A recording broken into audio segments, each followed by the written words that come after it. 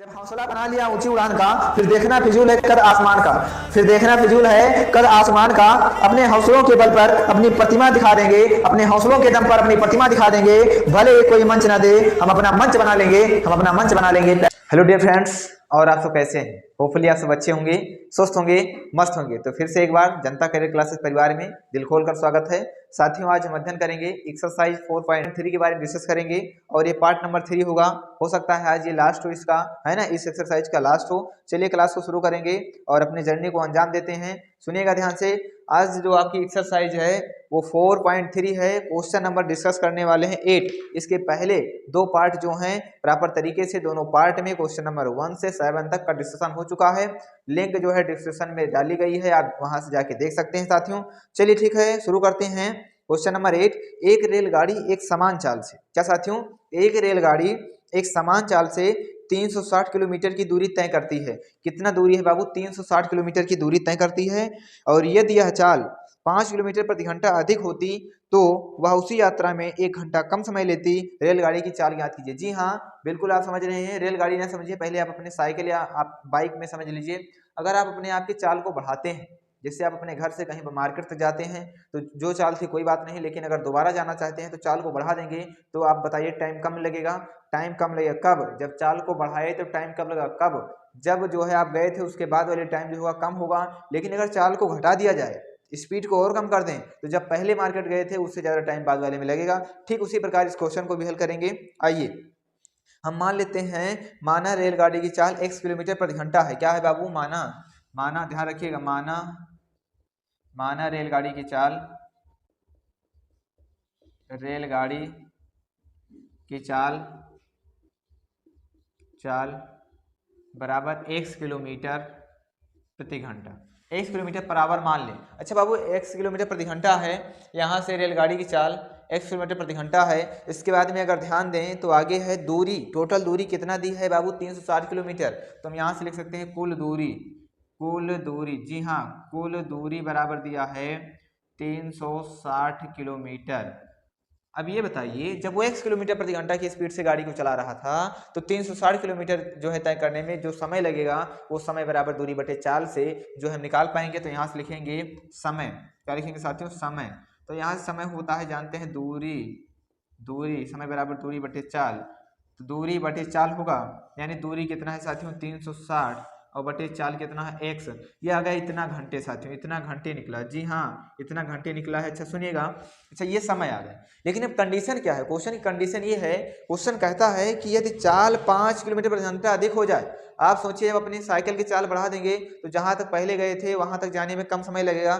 ठीक उसी प्रकार क्वेश्चन कहता है कि अगर चाल 5 किलोमीटर प्रति घंटा अधिक होती तो वह इस यात्रा को करने में 1 घंटा कम समय लेती है। तो हम लिखेंगे 5 किलोमीटर मीटर प्रति घंटा चाल को बढ़ाने पर, चाल को बढ़ाने पर, क्या बाबू? चाल को बढ़ाने पर, बढ़ाने पर जो चाल होगी, चाल कितना होगी? चाल हो जाएगी x plus 5 kilometre per hour, मतलब इतना बड़ा। अच्छा दूरी तो वही होगी, दूरी तो चेंज नहीं होगी, दूरी आपकी वही होगी। बोलो दूरी कितना हो जाएगी? दूरी आपकी वही 360, लेकिन अब समय कितना होगा? 360। अब समय क्या होगा? अब समय कितना लगेगा? जानते हो, दूरी बटे चाल। दूरी बाबू 360 है, दूरी तो चेंज नहीं हुई है। दूरी बटे समय, समय हो जाएगा x प्लस 5। कितना हो जाएगा? x plus 5। अच्छा यहाँ तक हुआ 360 बटे x प्लस 5। अब इसके बाद में अगर देखें तो अकॉर्डिंग टू क्वेश्चन, प्रश्नानुसार ध्यान दीजिएगा। अच्छा पहले कितना था समय? पहले समय था 360। 300, देखो जो क्वेश्चन की कंडीशन दी हुई है वो टाइम में दी है, तो हम क्वेश्चन को बनाएंगे और टाइम में बनाएंगे भी। तो हो जाएगा 360, कितना बाबू? 360। ध्यान दीजिए, 360 बटे x पहले रहा। अब यहाँ पे लिखेंगे 360 बटे x प्लस 5। अच्छा ये जो पहले का टाइम था, जब चाल बढ़ गई तो क्या होता है? जो चाल बढ़ी तो कितना टाइम कम लेता है? क्वेश्चन कहता है 1 घंटा समय कम लगता है। यानी पहले चाल था, बाद वाली चाल जब चलती है, जब गाड़ी चलेगी तो जो टाइम लगता है उसको 1 घंटा कम समय लगता है। मतलब ये कम है, ये ज्यादा है। फिर से सुनिए, ये x किलोमीटर प्रति घंटा से चाल जो है चल रही थी, बट अब अगर चाल को बढ़ा दिया तो इसको 1 घंटा कम समय लगता है। अगर इसको 1 घंटा कम समय लगता है तो बोलो अगर बराबर करना है तो इसमें एक जोड़ना पड़ेगा। कमेंट कर दीजिए भाई जोड़ना पड़ेगा कि नहीं पड़ेगा, मतलब इतना जोड़ेंगे। अच्छा इसके बाद में आइए इधर देख लेते हैं, प्रॉपर तरीके से इसका फैक्टर करेंगे तो ये बन जाएगा आपका 360/x बराबर, हम इसको इधर ले आते हैं, उस एक को वहीं छोड़ देंगे तो हो जाएगा 360, सुनिएगा ध्यान से, 360/x और माइनस का 360 और बटे x प्लस 5 इक्वल टू 1। बोलो बाबू यहाँ तक कोई प्रॉब्लम? अच्छा इसके बाद में अगर देखें तो आपका 360 कॉमन मिल रहा है तो यहाँ से 360 अगर कॉमन ले लें तो यहाँ बनेगा 1/x और माइनस का 1/x प्लस 5 और उसके बाद में इक्वल टू 1। साथियों यहाँ से अगर देखें तो 360 को ऐसे बना रहने दीजिए, यहाँ से इसमें गुणा कर सकते हैं, x प्लस 5 हो जाएगा और इसको यहाँ गुणा करेंगे तो माइनस का x हो जाएगा और बटे का x का x प्लस 5 में गुणा करेंगे तो x स्क्वायर और प्लस का 5x बनेगा इक्वल टू 1 बनेगा। साथियों यहाँ से अगर देखें तो x कैंसिल हो जाएगा, यानी ऊपर बचेगा कितना 360 और अंदर बचेगा पूरे का 5 और बटे का x स्क्वायर प्लस का 5x इक्वल टू 1, यानी साथियों 360 गुणे 5 बराबर इसका गुणा इधर करवाएंगे x स्क्वायर प्लस 5x, ठीक है। अच्छा अब 360 का गुणा करेंगे 5 में तो कितना आएगा बाबू, ये 5 5 36 बनेगा, कहीं 3 आएगा, 5 3 15, 15 में 3 ऐड होगा 18 equal to x square plus का 5x बनेगा, यानी इस उधर ले चलें अगर तो इधर 0 बचा equal to x square plus 5x minus का 1800, यानी कि आपका बना कितना x स्क्वायर प्लस का 5x और माइनस का 1800 बराबर 0 बन चुका है। साथियों यहाँ तक नोट कीजिए, फिर इसका फैक्टर करेंगे और फैक्टर क्या होगा एक बार कमेंट करके बताइए इसका फैक्टर क्या होगा, इसका स्क्रीनशॉट लीजिए, देन इसका फैक्टर करेंगे और जो पॉजिटिव वैल्यू आएगी वही हमारी चाल होगी, क्योंकि चाल कभी ऋणात्मक नहीं होती, दूरी कभी ऋणात्मक नहीं होता। नोट कर लीजिए, टेक अ स्क्रीनशॉट। दोस्तों इसका हम देखते हैं factor, x square plus 5x minus का आपका 1800 दिया है। अच्छा 1800 का फैक्टर जब करेंगे तो यानी कि आपका 4540 बनेगा, कितना बनेगा वो 4540, तो अगर हम 4540 बनेगा तो 5 का हम 45 प्लस ले लें और 40 का माइनस ले लें तो 45 40 को ऐड करेंगे प्लस का कितना 5x बनेगा, गुणा करने पर साथियों 1800 बनेगा, आप कर लीजिएगा कॉपी में अपने। चलिए यानी फैक्टर जब करेंगे तो कितना बनेगा, आप ध्यान दीजिएगा, आपका फैक्टर बनेगा x स्क्वायर प्लस का 45x माइनस का 40x और माइनस का आपका 1800 इक्वल टू 0, ठीक है ना।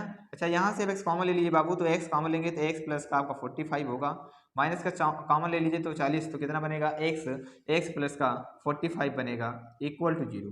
देखिए एक ब्रैकेट से बनेगा x माइनस 40, एक ब्रैकेट से बनेगा x प्लस 45, तो x minus 40 into x plus 45 equal to 0 बन जाएगा बाबू, यानी जब x बराबर x माइनस 40 बराबर 0 तो x बराबर आएगा 40, कितना आएगा बाबू, x बराबर आएगा 40, यानी x बराबर आया 40।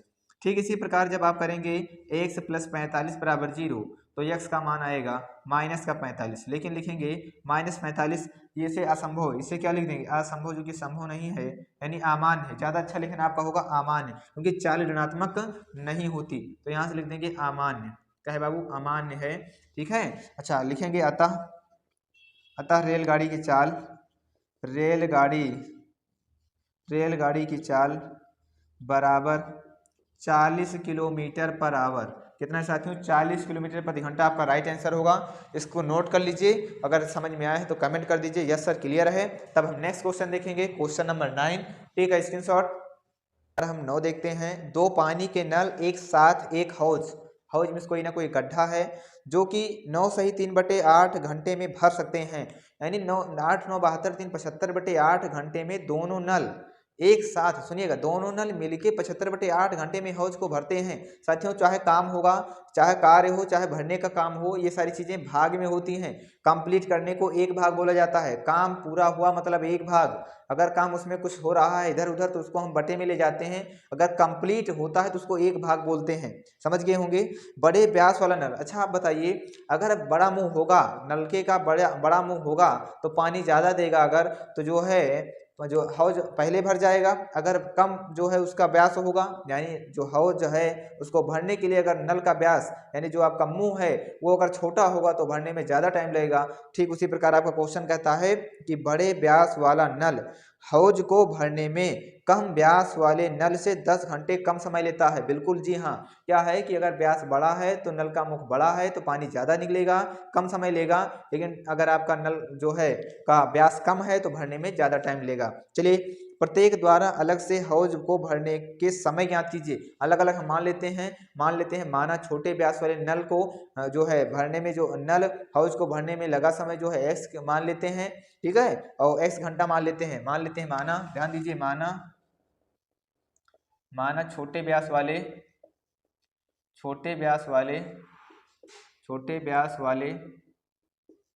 नल को भरने में लगा समय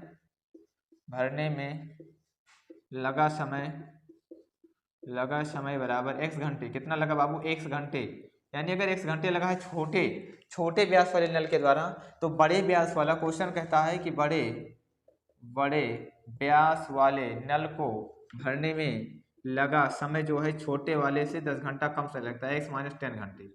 यहाँ तक कोई दिक्कत बाबू? x - 10 घंटे। अच्छा ये बताएं कि माना छोटे व्यास वाले नल को भरने में लगा समय x घंटे और बड़े व्यास द्वारा x - 10 घंटे। अच्छा ये बताओ, जो है ध्यान से समझिएगा, x घंटे में छोटे व्यास द्वारा, छोटे नल, अब लिखेंगे केवल छोटे नल द्वारा भरा हुआ हौज बराबर कितना? 1 भाग। बाबू कंप्लीट हो जाएगा। क्यों? क्योंकि जो है देखो, छोटे व्यास वाले नल को भरने में लगा समय x घंटा, मतलब पूरा भर लेता है कितने घंटे में? x घंटे में। और पूरा भरने को, पूरा काम होने को, इन सब चीजों को बोला जाता है 1 भाग। तो बोलो x घंटे में छोटे नल द्वारा भरा हौज क्या होगा? भरा हौज 1 भाग होगा। तो बाबू 1 घंटे का निकालने, कितने का निकालने? 1 घंटे में छोटे नल द्वारा भरे हौज का भाग कितना होगा? 1/x भाग होगा, 1/x भाग हुआ। अच्छा जितना इधर होगा x घंटे में छोटे नल द्वारा, ठीक इसी प्रकार हम लिखेंगे x - 10 घंटे में बड़े नल द्वारा, बाबू क्या? बड़े नल द्वारा भरा हौज कितना होगा? 1 भाग। कितना होगा बाबू? 1 भाग। ध्यान दीजिए, क्योंकि पूरा बता रहे हैं बार बार कि पूरा भरने को बाबू 1 भाग बोलते हैं, पूरा काम होने को 1 भाग बोलते हैं। तो बोलो 1 घंटे में इसका भी निकाल लें, तो बाबू 1 घंटे में अगर निकालना हो तो 1 घंटे में बड़े नल द्वारा भरा हौज जो होगा वो कितना होगा? 1/x - 10 भाग। बोलो बनेगा 1/x - 10 भाग। अच्छा अब यहाँ तक समझ गए होंगे। अब आगे देखिएगा, बहुत बढ़िया एक नियम लग रहा है इसमें। एक नियम जिसको आता है बहुत बेहतर तरीके से समझ में आएगा। अच्छा 2 चीजें कंप्लीट हो गई। अब आगे जो है क्वेश्चन की डिमांड है, क्वेश्चन कहता है कि हौज को भरने में कुल समय, हौज को पूरा भरने में लगा कुल समय जो होगा वो दिया है बाबू कितना? ध्यान दीजिएगा, 9 सही 3/8 घंटे। 9 सही 3/8 घंटे, 9 8 72 3 75/8 घंटे, 8 घंटे। यानी अगर ढंग से समझे बाबू तो 75/8 घंटे में वो भरता है दोनों नल मिलकर 1 भाग। सुनिए, हौज को पूरा भरने में लगा कुल समय दोनों नल द्वारा। तो अगर 75/8 घंटे लगते हैं तो हम निकाला कि 1 घंटे में कितना जो है भाग भरा गया 1 घंटे में। तो अगर दोनों इतने घंटे में भरे हैं तो 1 घंटे में कितना भरे, अगर हम ये मान निकाल लें तो दोनों का 1 घंटे में ऐड कर लें, जो कि इस 1 घंटे के भाग के बराबर कर लें, तो लिखोगे चूंकि 75/8 घंटे में 8 घंटे में दोनों नल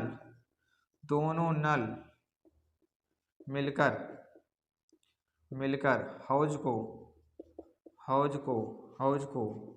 भरेंगे बाबू कितना? 1 भाग। कितना भरेंगे? 1 भाग भरेंगे। जी हाँ। अच्छा आगे देखिए। अच्छा 1 घंटे में दोनों नल मिलकर हौज को कितना भरेंगे? 1/, कम भरने के लिए भाग 1/75/8, और 75/8 जाएगा तो 8/75 बन जाएगा, इतना घंटे। अब ये बताओ बाबू, 1 घंटे में दोनों नल मिलकर, ये बाबू भाग बनेगा। क्या बनेगा? ये घंटे नहीं बनेगा, भाग बनेगा, क्योंकि इधर भाग भर रहा है तो यहाँ पे इतना यूनिट हो जाएगा, इतना भाग हो जाएगा। अच्छा यानी कि ध्यान दीजिए, 1 घंटे में छोटा नल जो भरा 1/x भाग भरा, 1 घंटे में बड़ा नल 1/x - 10 भाग बना। अच्छा इसी प्रकार ये अगर दोनों मिलकर 8/75 भाग भरे हैं तो अकॉर्डिंग टू क्वेश्चन अगर देखें प्रश्नानुसार, तो इसका और इसका योग 1 भाग 1 घंटे का दोनों का योग इस टोटल के बराबर होगा। यानी 1/x, ध्यान दीजिएगा, 1/x प्लस का 1/x - 10 बराबर कितना होगा? वो 8/75। कितना होगा आपका? 8/75 होगा। ठीक है, यहाँ से इसका गुणा यहाँ पे कर दीजिए, ध्यान दीजिए इसका गुणा यहाँ करेंगे तो x माइनस 10 हो जाएगा, x माइनस 10 और प्लस इसका गुणा यहाँ तो x हो जाएगा और बटे का x का इसमें करेंगे तो x स्क्वायर और माइनस का 10x इक्वल टू 8/75 बनेगा बाबू। यानी कितना बना ध्यान दीजिएगा, x 2x बन जाएगा तो 2x माइनस का 10 और बटे का यानी कितना बन गया x स्क्वायर माइनस का 10x इक्वल टू 8/75 आपका बना है। अच्छा यहाँ से अगर देखें ढंग से तो ऊपर 2 कॉमन मिल रहा है, ऊपर अगर 2 कॉमन ले लेते हैं तो बन जाएगा x माइनस 5 और बटे का x square minus 10x equal to 8/75 बनेगा। अच्छा आगे देखिए ढंग से, अब ये इससे कैंसिल हो जाएगा, 4 आएगा बाबू, कितना बनेगा 4, तो यानी इसका गुणा 4 में करवा दीजिए, इसका गुणा 75 में, तो यानी बन जाएगा आपका x माइनस 5 और इंटू का 75 और बराबर का 4 इंटू एक्स स्क्वायर, कितना बाबू 4 इंटू एक्स स्क्वायर माइनस का 10x, कितना है बाबू माइनस का 10x। अच्छा गुणा ही करवा देते हैं, देखते हैं कितना आता है। देखिए ढंग से ये हो जाएगा 75 का, इसमें तो हो जाएगा 75x माइनस का 75, साथियों 75 का 25 हो जाएगा, जी हाँ, और 5 सत्ते 35 और 35 से 36 37 बनेगा 375, कितना बनेगा 375। ध्यान दीजिए 25 और 5 सत्ते 35, 35 और 2 37, यानी इधर बनेगा आपका 4x स्क्वायर माइनस का 40x। साथियों सब कुछ एक तरफ ले चलते हैं, उधर ले चलेंगे सब कुछ, तो इधर बच जाएगा 0 equal to 4x square minus का 40x और माइनस का 75x, उसके बाद माइनस माइनस प्लस 375 और आपका इतना बनेगा वो ये बन जाएगा 4x square minus 40x minus 75। अब साथियों इसमें जोड़ेंगे तो 40 और 70 कितना हो जाएगा आपका 110 5 115, ये बनेगा माइनस का 115, ये बनेगा प्लस का 375। फैक्टर करना होगा साथियों, स्क्रीनशॉट ले सकते हैं, इसके बाद हम देखेंगे इसके बाद नेक्स्ट स्टेप क्या होगा, टेक का स्क्रीनशॉट। देखते हैं कितना हो जाएगा 4x स्क्वायर माइनस का 40x माइनस का 75 प्लस का 375 बराबर 0, गुणा करने पर और ऐड करने पे कितना बनेगा। ध्यान दीजिए 4x स्क्वायर और माइनस का 40 और 75 आपका 115x होगा और प्लस का 375 साथियों और इक्वल टू 0। ये 375 का 4 में गुणा करेंगे, ऐसा फैक्टर करना है कि जो है साथियों गुणा करने पे आपका 375 को 4 से गुणा कर लीजिए पहले, तो अगर 375 को 4 से गुणा करेंगे, 4 पंचे 20 साथियों, 4 सत्ते 28 2 30, 4 3 12 और 12 3 15 होगा, 1500 बनेगा। साथियों ऐसा फैक्टर बनाना है कि आपका जो है जोड़ने पे यानी हम बना सकते हैं 100 और 15, बोलो 100 15 बना सकते हैं, तो 100 और 15 को अगर फैक्टर बना लेते हैं तो 100 का 15 से गुणा करेंगे 1500 आएगा। अगर 100 में जैसे 15 को घटाते हैं -100 माइनस का 15 तो माइनस 115 बन जाएगा। बिल्कुल सही है आपका 4x स्क्वायर माइनस का आपका 100x कह सकते हैं माइनस का 15x और प्लस का 375 इक्वल टू 0। अब यहाँ से अगर देखें तो साथियों यहाँ आप 4x कॉमन ले सकते हैं, क्या साथियों 4x कॉमन ले सकते हैं, तो यहाँ बचेगा x माइनस 25, कितना बचेगा 25 माइनस का 15 कॉमन लीजिए तो बनेगा x माइनस का 25 इक्वल टू 0। जी हाँ, अब एक ब्रेकेट से हम क्या लिख लेंगे x माइनस का 25 और दूसरे से क्या लिख लेंगे बताओ यार, क्या लिखोगे, एक ब्रेकेट से लिखोगे 4x माइनस का 15 बराबर का 0। यानी कि अब यहाँ से अगर देखें तो 1 मान x का कितना मिलेगा, जब इसको 0 के बराबर करेंगे x माइनस 25 बराबर 0 तो x बराबर निकलेगा 25, कितना निकलेगा 25, चलो कोई बात नहीं। दूसरा मान जब निकालोगे तो हो जाएगा x बराबर 15/4, कितना आएगा 15/4, यानी 4 3 12 4 3 12 3/4, यानी 4 3 12 3 15/4 इतना। अच्छा दो मान मिले साथियों, एक x का मान ये मिल चुका है, दूसरा x का मान ये। अच्छा क्वेश्चन कहता है छोटे, ये तो आपका संभव नहीं हो पाएगा, क्यों 15/4 बनेगा, बोलो भाई कितना आएगा x माइनस 25, जी हाँ 15/4, एक ब्रैकेट में ये लिखेंगे एक ब्रैकेट में, इतना नोट कीजिए। क्या समझ में आया इतनी बातें, एक बार कमेंट कर सकते हैं साथियों, एनी प्रॉब्लम। यहाँ से आप कितना बनेगा 4x स्क्वायर माइनस का 100x माइनस का 15 115 बनेगा भी। अच्छा यहाँ से अगर कॉमन लेंगे तो आपका 4x माइनस 15 होगा और 15/4 बनेगा, कितना बनेगा 15/4। अच्छा अब यहाँ से अगर देखें तो एक x का मान है 25, एक x का मान है 15/4, क्या ये संभव है, इसमें से कौन सा संभव होगा, एक बार कमेंट करके बताइए, इसमें से आपको कौन सा संभव लगता है साथियों। अब यहाँ ध्यान दें अगर तो 3 सही 3/4 x का मान निकला है, तो छोटे व्यास वाला जो है x घंटा लेता है और वो जितना लेता है उससे 10 घंटा ये कम लेता है। तो ये बताओ अगर ये हो जाएगा तो इसमें से 10 घंटा घटाओगे तो माइनस में चला जाएगा, यानी ये 10 घंटे से भी कम है, क्योंकि जो छोटा व्यास है वो कम से कम तो 10 लेता होगा, क्योंकि जो बड़ा वाला है उससे 10 कम लेता है, तो छोटा वाला 10 तो लेता ही होगा, तो उसके बाद बड़ा वाला लेता होगा। तो यहाँ से यानी हम कहेंगे 10 से ज़्यादा होना चाहिए, तो ये तो आपका संभव है। लिखेंगे यहाँ से लिखोगे चूंकि x बराबर 15/4 असंभव मान है, असंभव क्या है असंभव, ठीक है, क्योंकि असंभव है, लिखोगे असंभव है क्योंकि यह क्योंकि यह 10 घंटे से भी कम है, 10 घंटे से भी कम है, से भी कम है, 10 घंटे से भी कम है। अच्छा साथियों, लेकिन ये वाला 25 आपका राइट होगा। लिखेंगे x बराबर 25, x बराबर 25 घंटा। कितने घंटे? x बराबर 25 घंटे, यानी हम लिखेंगे, अब देखिए x का मान 25 आया है तो छोटे व्यास वाला, तो छोटा नल साथियों, छोटा नल हाउस को भर पाएगा। छोटा नल अकेले हाउस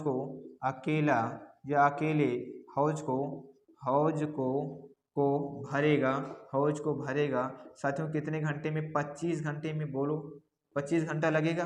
लेकिन जो बड़ा है उसको उस छोटे वाले से 10 घंटा कम लगता है, तो 25 में से 10 घटा दीजिए, बड़ा नल भर देगा आपका। तो लिखोगे बड़ा नल अकेले हाउस को भरेगा 25 माइनस का 10, यानी साथियों 15 घंटे में। कितना घंटे में? 15 घंटे में। आपका राइट आंसर है छोटा नल इसमें भरेगा, बड़ा नल इतने टाइम में। अरे भाई बड़ा नल है, व्यास बड़ा होगा, पानी ज़्यादा निकलेगा तो टाइम कम लेगा, ठीक है ना। छोटा नल में क्या होता है कि जो है व्यास कम होगा तो जो है टाइम ज़्यादा लगेगा क्योंकि पानी कम निकलेगा। साथियों स्क्रीनशॉट ले सकते हैं। क्वेश्चन कैसा लगा एक बार कमेंट करिए कि समझ में आया है, ठीक है। स्क्रीनशॉट। क्वेश्चन नंबर 10 देखते हैं साथियों। मैसूर और बेंगलोर के बीच के 132 किलोमीटर यात्रा करने में एक एक्सप्रेस रेलगाड़ी है, 2 रेलगाड़ियां हैं, एक एक्सप्रेस है और एक सवारी गाड़ी है। सवारी वाली धीमी तो चलेगी भाई, एक्सप्रेस है थोड़ा तेज तो भागेगी ही। से जो है एक्सप्रेस रेलगाड़ी की औसत चाल सवारी गाड़ी जो है की औसत चाल से 11 किलोमीटर अधिक है। बिल्कुल सही बात है, एक्सप्रेस है चलेगी थोड़ा तेजी से, है ना, बिल्कुल एकदम बहुत फास्ट चलेगी। तो दोनों रेलगाड़ियों की औसत चाल ज्ञात कीजिए। आइए अपने क्वेश्चन के बिल्कुल मेन जो है पॉइंट पे आते हैं। हम मान लेते हैं, माना, ध्यान दीजिएगा, माना सवारी गाड़ी की चाल, सवारी गाड़ी की औसत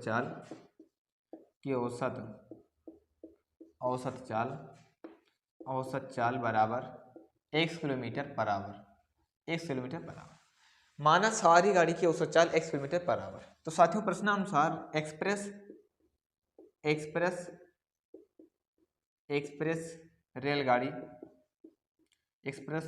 की औसत चाल जो होगी वो बोलो x+11 होगा कि नहीं होगा। क्वेश्चन कह रहा है बाबू जो एक्सप्रेस है उसकी x+11 किलोमीटर प्रति घंटा अधिक है। अच्छा ये बताइए दूरी कितना है? दूरी जो है वो है 132 किलोमीटर। कहाँ से? मैसूर से और बेंगलुरु तक का जो इनकी दूरी है ना 132 किलोमीटर। अच्छा सवारी रेलगाड़ी द्वारा लिया गया समय आपका होगा दूरी बटे चाल, और एक्सप्रेस रेलगाड़ी द्वारा लिया गया समय बराबर दूरी बटे चाल दोनों होगा। यानी कि हम अगर देखें तो समय जो लगेगा सवारी गाड़ी द्वारा लिया गया समय कितना होगा बाबू? दूरी बटे चाल। दूरी 132 है, चाल आपका x है किसका? सवारी का। इतना घंटे टाइम लगेंगे, बोलो इतना घंटे लगेंगे। अच्छा यहीं पे सवारी गाड़ी को छोड़ के हम एक्सप्रेस पे आते हैं। तो एक्सप्रेस अब बाबू एक्सप्रेस तो नाम है, थोड़ा तेज तो चलेगी, अगर तेज चलेगी तो टाइम कम ही लगेगा। तो एक्सप्रेस रेलगाड़ी द्वारा लिया गया समय जो होगा दूरी बटे चाल। दूरी तो बाबू वही होगी जहां तक वो जाएगी, जहां वहीं तक वो भी जाएगी, लेकिन अब जो चाल है वो चेंज है, इसकी स्पीड थोड़ा तेज है, यानी x+11 होगा, x+11 इतना घंटे होगा। अब अकॉर्डिंग टू क्वेश्चन आते हैं। क्वेश्चन कहता है कि क्या होता है 1 घंटा कम समय लेती है, ये 1 घंटा कम है। क्यों बाबू? क्योंकि स्पीड तेज है, एक्सप्रेस है तेज है, बाइक है और साइकिल है, दोनों में अंतर तो होगा ही। तो अकॉर्डिंग टू क्वेश्चन अगर देखें तो बाबू पहले क्या था? पहले था 132 बटे x और इक्वल टू यहाँ भी लगाएंगे नहीं 132 बटे x+11। देखिए ये जो आपका सवारी गाड़ी है, ये जो आपका इसकी चाल है ये औसत चाल है। तो क्वेश्चन कहता है कि जो एक्सप्रेस रेलगाड़ी की औसत चाल है, किसकी? एक्सप्रेस रेलगाड़ी की औसत चाल है, वो सवारी गाड़ी से 1 घंटा कम समय लेती है। अगर बाबू ये कम है 1 तो इसमें 1 जोड़ दें, बोलो बराबर हो जाएगा। कहोगे यस सर बराबर हो जाएगा, आराम से हो जाएगा। हम कहेंगे सर इधर ले आओ, खिसका लो, जरा खिसकाओ। 132 बटे x माइनस का हो जाएगा 132 बटे का x प्लस का 11 इक्वल टू 1 बन जाएगा। चाचा ऊपर से 132 कॉमन ले सकते हैं, बिल्कुल ले लीजिए बाबू। तो ऊपर बनेगा 1/x प्लस का 11 इक्वल टू 1 बनेगा। जी हाँ, अब यहाँ से अगर देखें तो ध्यान दीजिएगा, इक्वल टू 132 ऐसे रहने दीजिए तो हो जाएगा 132। अब यहाँ से अब क्या करेंगे x+11 यहाँ पे होगा तो हो जाएगा आपका, जरा ध्यान दीजिएगा, x प्लस का 11 और माइनस का x और बटे का x प्लस 11 माइनस का x, और यहाँ से इसका गुणा हुआ, इसका गुणा बटे का एक्स स्क्वायर प्लस का 11x और इक्वल टू कितना बनेगा बाबू 1। चलिए यानी कि अब यहाँ से x होगा कैंसिल, 132 को 11 से गुणा करेंगे तो बनेगा 132 गुणे का 11 और बटे का इसका गुणा वहाँ जाएगा तो हो जाएगा एक्स स्क्वायर प्लस का 11x। साथियों अब यहाँ से गुणा करें तो 11 दूना 22 बनेगा, कितना होगा 22 और 11 दिए 33 तो 35 हो जाएगा, 11 का नाम 11 और 11 और साथियों 3 आपका कितना हो जाएगा 14 बनेगा, 1452 बना। कितना फिर से देखिए 11 दूना 22 कैरी 2 होगा, 11 3 33, 33 में 2 जुड़ा 35, अब कैरी कितना होगा 3, तो 11 का नाम 11, 11 में 3 जुड़ेगा 14 हो जाएगा, इक्वल टू बना एक्स स्क्वायर प्लस का 11x। साथियों ये उधर जाएगा तो जीरो के उधर तो क्या बन जाएगा एक्स स्क्वायर प्लस का 11x और माइनस का 1452 बनेगा। यानी अब यहाँ से अगर देखें थोड़ा सा अच्छे से ध्यान दीजिए, इसको एक तरफ कर लेते हैं। अब हमें करना क्या है, हमें करना फैक्टर है। अब हमें क्या करना है फैक्टर, आराम से फैक्टर कर लेंगे। X square plus 11x minus 1452 कितना बनेगा बाबू, एक्स स्क्वायर माइनस 11x और प्लस का 11x माइनस का 1452 है। एक बार कमेंट करके बताइए इसका फैक्टर क्या होगा, एक बार कमेंट करिए बाबू कितना फैक्टर बनेगा। चलिए तो हो जाएगा आपका, कमेंट कीजिए, मैं आपके कमेंट का इंतजार कर रहा हूँ। एक बार कमेंट कीजिए बाबू कितना बनने वाला है, तुरंत कमेंट आना चाहिए। चलिए हम करते हैं, एक्स स्क्वायर हो जाएगा एक्स स्क्वायर प्लस का 11x माइनस का 1452 इक्वल टू 0।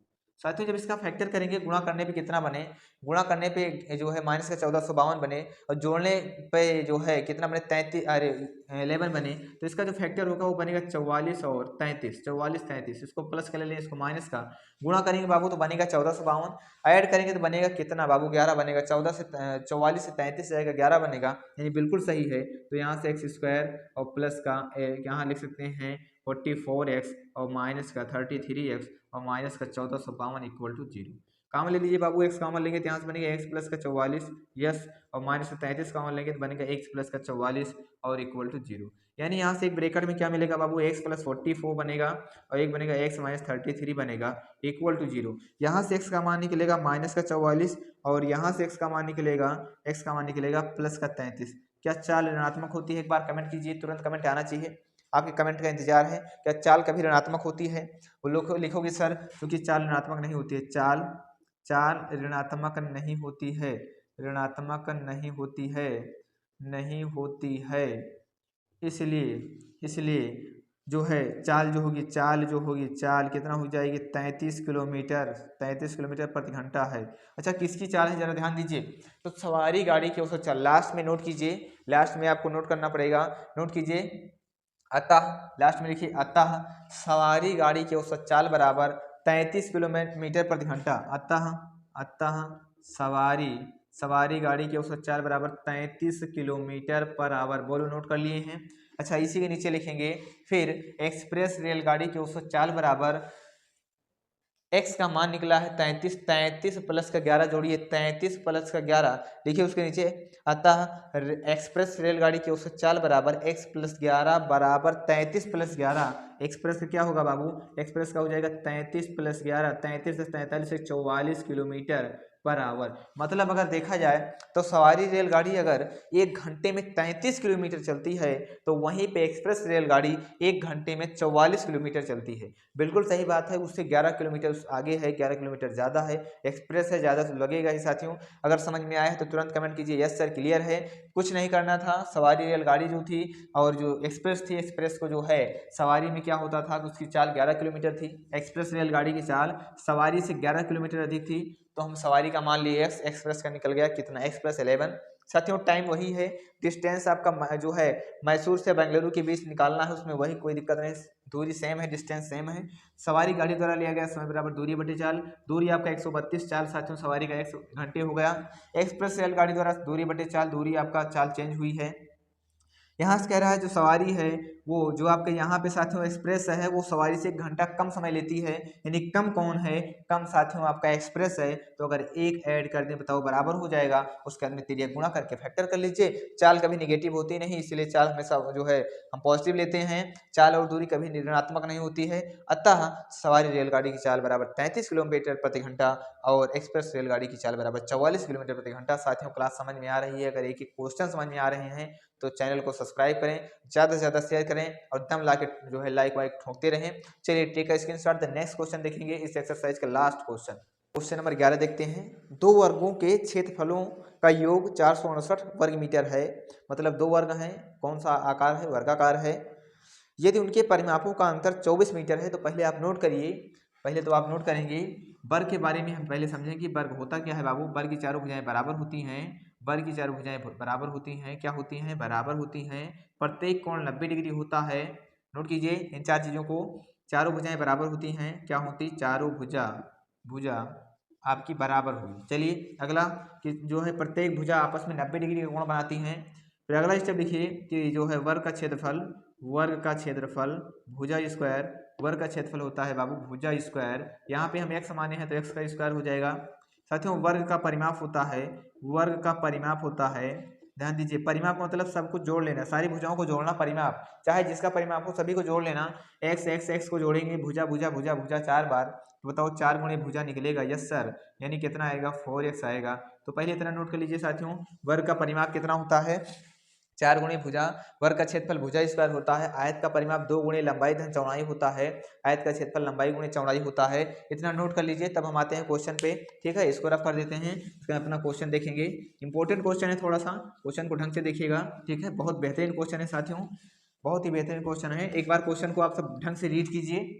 दो वर्ग दिए हैं तो हम पहले वर्ग की भुजा मान लें x, दूसरे वर्ग की भुजा मान लें y। तो मान लेते हैं, माना पहले वर्ग की भुजा कितना है बाबू? भुजा बराबर x मीटर। कितना मान लें? x metre. जी हाँ। अच्छा, दूसरे वर्ग की भुजा कितना मान लें? दूसरे वर्ग की भुजा अगर मान लें y मीटर। कितना मान लें बाबू? y metre. पहले की हम x मान लेते हैं और दूसरे की हम y मान लेते हैं। अच्छा चलिए ठीक है, तो पहले वर्ग की भुजा अगर निकला है तो पहले वर्ग का परिमाप कितना होगा? परिमाप जो होगा, पहले वर्ग का परिमाप 4 इंटू भुजा x हो जाएगा। अच्छा, दूसरे वर्ग का परिमाप कितना होगा भाई? परिमाप कितना होगा? 4 गुणे भुजा तो 4y हो जाएगा। अकॉर्डिंग टू क्वेश्चन अगर देखा जाए प्रश्नानुसार, इन दोनों वर्ग का जो परिमाप है उसका अंतर दिया है बाबू 24। कितना दिया है? 24, यानी कि 4x माइनस का 4y equal to 24। Then x 4 common ले सकते हैं तो x minus y equal to 24। अब यहाँ से इससे कैंसिल होगा, 6 आएगा, यानी x minus y equal to 6। इसको समीकरण 1 मान लीजिए। अच्छा, आगे क्वेश्चन कहता है कि इनके जो क्षेत्रफल का, साथियों इनका जो क्षेत्रफल आता है, दो वर्गों के, वर्ग मतलब आकार है, कोई संख्या का वर्ग नहीं करना है, दो वर्गों के क्षेत्रफलों का योग। तो हम निकालते हैं पहले वर्ग का क्षेत्रफल। पहले वर्ग का क्षेत्रफल बाबू निकालेंगे भुजा स्क्वायर मतलब x स्क्वायर। अच्छा, इसी प्रकार दूसरे वर्ग का क्षेत्रफल कितना आएगा? भुजा स्क्वायर मतलब y square. According to question क्या होगा बाबू? दोनों वर्गों के क्षेत्रफलों का योग कितना दिया है? 468। तो लिखेंगे x स्क्वायर पहले वर्ग का क्षेत्रफल प्लस दूसरे वर्ग का क्षेत्रफल बराबर 468।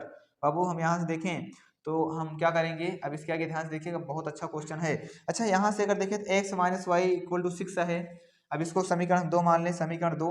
अब लिखेंगे समीकरण 1 से अगर देखें तो x minus y equal to 6 है, इम्प्लाई दैट x बराबर आएगा 6 प्लस वाई। कितना आएगा? 6 प्लस वाई।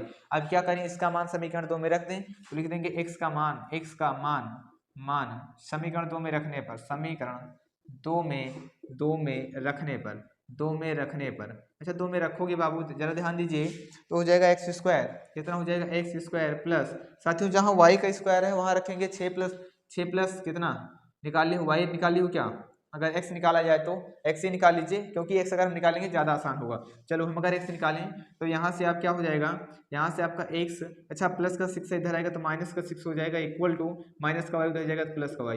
तो x का मान यहाँ पे लिखोगे, y का मान समीकरण 1 में रखने पर, y का मान समीकरण 1 में रखने पर, तो y का मान कितना है? x माइनस 6 का होल स्क्वायर इक्वल टू, साथियों कितना है? 468। कितना है बाबू? 468 है। अच्छा, इसके बाद में दोनों स्क्वायर खोल दीजिए, a square plus b square 36 minus का 2ab 6 दूनी 12x बनेगा, इक्वल टू कितना होगा? 468। बोलो बाबू 468 बनेगा। x स्क्वायर कितना हो जाएगा? 2x स्क्वायर और प्लस का 36 और माइनस का 12x और माइनस का 468 और बराबर 0, यानी ये बनेगा 2x स्क्वायर माइनस का 12x। साथियों 36 इससे घटा दीजिए, 8 में से 6 जाएगा साथियों, माइनस का पहली बात तो आएगा, कितना आएगा, माइनस का आएगा। तो साथियों 8 में से 6 जाएगा तो यहाँ से बनेगा आपका कितना, 8 से 6 जाएगा 2, यहाँ पे 6 में से 3 गया 3 साथियों, अभी बना 432 इक्वल टू 0। अब देखिए 2 कॉमन मिलेगा, 2 से भाग दे दिए तो यहाँ बन जाएगा एक्स स्क्वायर माइनस का 6x और माइनस का 2 दूना 4, 216 बराबर 0।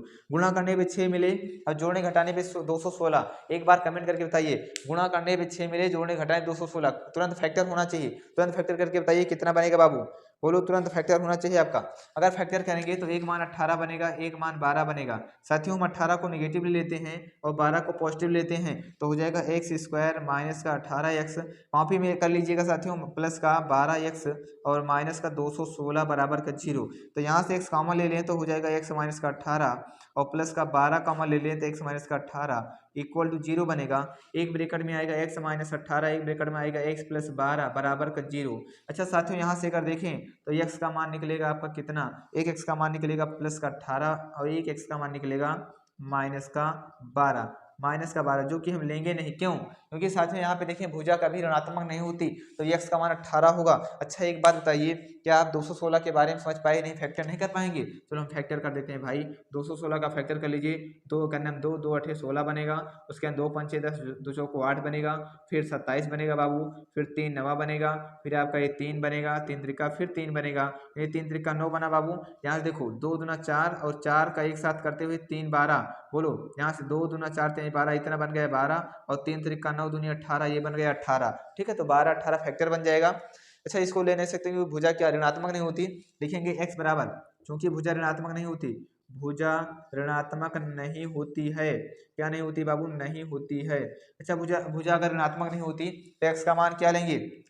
टेक का स्क्रीनशॉट इतना नोट कर लीजिए। तब इसके लिखिए, यहाँ से x का मान आप 18 लेंगे तो लिखेंगे x बराबर 18, x बराबर 18।